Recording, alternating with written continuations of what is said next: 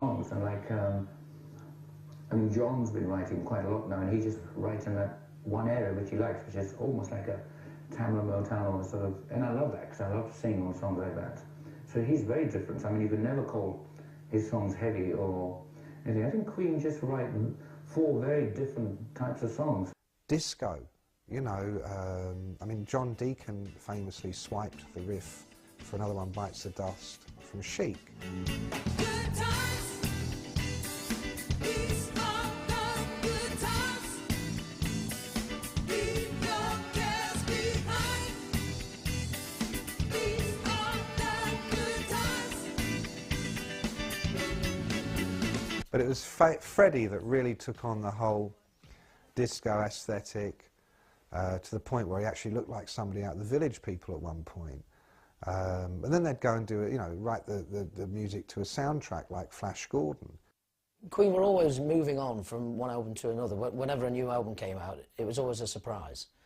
Even in the 80s when they did Hot Space, which I think was Freddie's disco days in New York, I think they was rubbing off on him. It wasn't well received, and it's hardly a classic, but it was different. He very, very consciously took Queen into that realm. Brian May wasn't comfortable making music entirely that way. Roger Taylor was aghast. I mean, Roger's written a lot of different kind of things. Roger wrote Radio Gaga. Roger's no idiot by any means, but even he sensed that perhaps this was a bridge too far for Queen. I remember a crazy little thing called Love He Had a Quiff, didn't he? By the time Another One Bites the Dust, which was on the same album that was on the game, came out, you know, the cropped hair, you know, the tight white t-shirt, the straight jeans, the big bushy cock duster moustache. What is surprising is that it surprised perhaps a lot of other people. Certainly it was something that America found increasingly difficult to deal with. But when the sound was a bit more disco orientated, it wasn't what people in America expect from a rock group. I mean, it didn't like completely disappear, but they lost a lot of the original fan base who liked them for the more hard rock kind of sounds. It was just for Brian and Roger, who were more dyed-in-the-wool rockers. America was a very important feather in the cap in terms of credibility, in terms of status. And when they lost it, they blamed Freddie. But it was always a case with America that Led Zeppelin was a British band they adored and they embraced and they loved. Queen was a British band who were big. And somehow the relationship between Queen and American audiences was never as deep and as abiding as between Queen, certainly, and their British fans. They never quite understood why Queen could be so diverse, why Freddie was a little bit camp, because they liked their rock gods with lots of testosterone. They didn't quite get the Freddie Mercury campiness. The very last time they toured there in '82, it was a calamity. The albums weren't selling as well as they had been.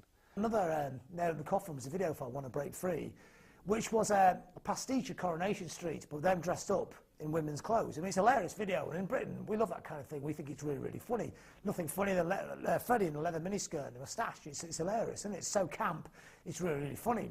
Midwest America, though, different kind of place. I Want to Break Free was when they were trying to come back, and Radio Gaga offered them looked like it was going to be a hit, and so that album, The Works, they didn't go back and tour, but they went back for a huge promotional thing, and it was during that they released I Want to Break Free, which was a great catchy song, but then the video... When you're going from one room to the next, you go at double time. Your feet do little steps. I said, I don't know how many people notice it, but I loved it. And he said, I'm so glad you noticed it. That's the thing about the video I'm proudest of. He loved it.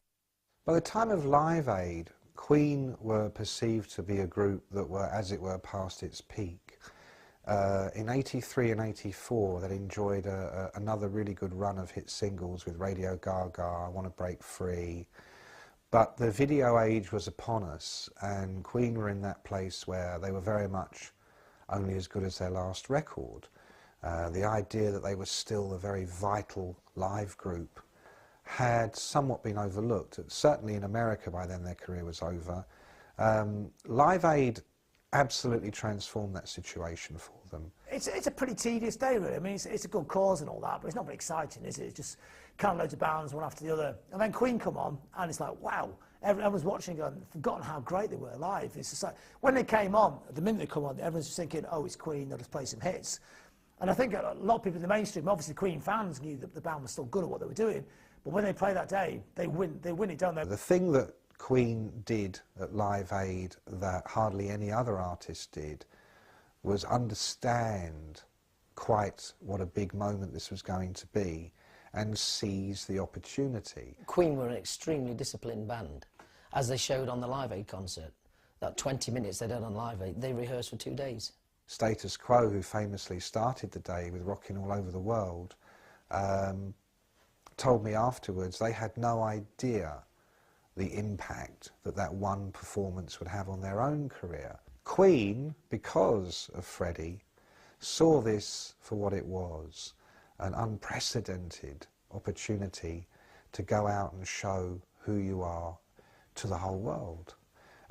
Before the internet, before multi-channel television, at an event that was literally going to be watched by pretty much anybody and everybody that had a TV set that day.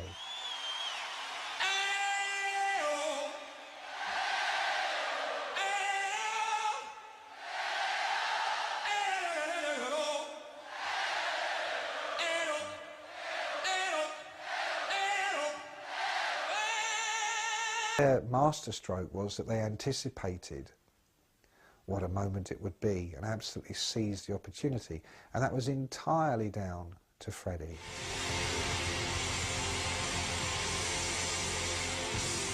Afterwards, the only thing people could talk about were Queen and how brilliant they'd been. So after this gap, and I wonder whether or not they'd run their course and it was really just winding downhill, Queen had a second go at it, really. Live Aid had an enormously revitalising effect on Queen's career. It worked for pretty much all the performers that played there that day, but Queen in particular. And they spent the next 12 months playing the biggest stadiums all over Europe and the rest of the world, to the point where by the summer of '86, exactly a year on,